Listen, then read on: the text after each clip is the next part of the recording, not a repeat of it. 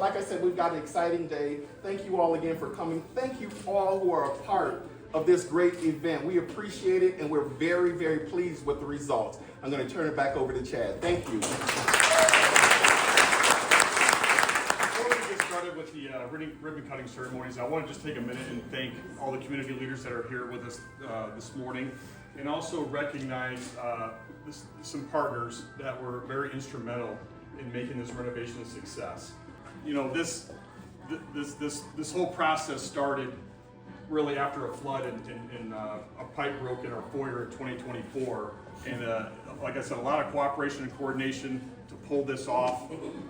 So really appreciate it. Again, appreciate your time this morning and for coming. And at this time, I'm going to turn it over to our Executive Chairman, Greg Drake.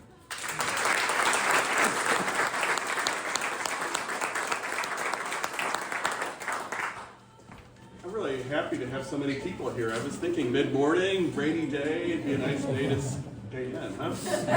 Well, anyway, I wanted to, I'm not many of you, many of the team here. I'm really happy to be here with you all today. But if I could just take 2 minutes maybe, talk a little bit about the history of Heartland Bank. We had a ribbon cutting here in 1994. Anybody here that was here in 1994? Well, there's a few people around. I was Peg Schieber over next door. I was talking to her, and she was here. But it was really neat. We built this building in 1994, which seems like no big deal. But you know, at the time, Heartland Bank had just entered Bloomington Normal in 1992, and we were in a small strip center office with a branch and several employees. And I was sitting in one room making home loans, another guy was making home loans, another guy was making car loans. And it was unbelievable because at the time there was plenty of banks in Bloomington Normal. There were plenty of them, and I had people talk to me like, "Are you sure this is what you should be doing?" Well, we had a base. My family has been in the banking business for over 100 years now. Of course, 30 years ago, but still a long time, 70 years. So we had a long history in the business, and we had banks in towns like El Paso, Eureka, Washington, Carlock, Genoa, Gibson City, Lakeland, Farmer City. You know, so our family was kind of spread into it, and it was a nice business. But coming into a town like Bloomington Normal was a new thing, and it was a big thing and a big deal, and it's kind of a reputational risk for me because, you know, if it would have not worked well.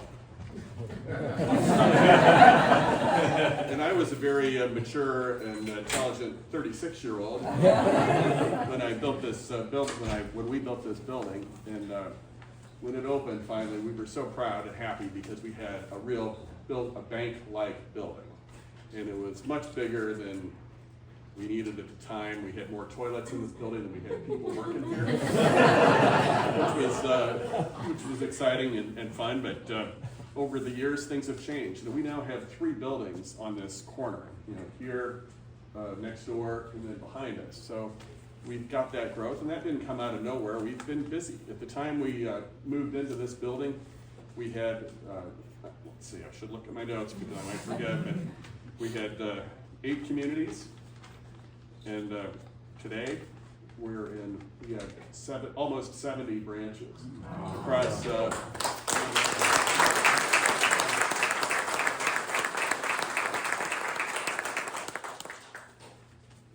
across Illinois, a couple of branches in Iowa, but generally few branches in the Chicago area, lots in Central Illinois, which is home and is always going to be home, and then stretching down to Springfield and Champaign, and a little bit in the St. Louis area, a little bit in Quincy. We kind of have a big footprint, but it's still community banking all the way through.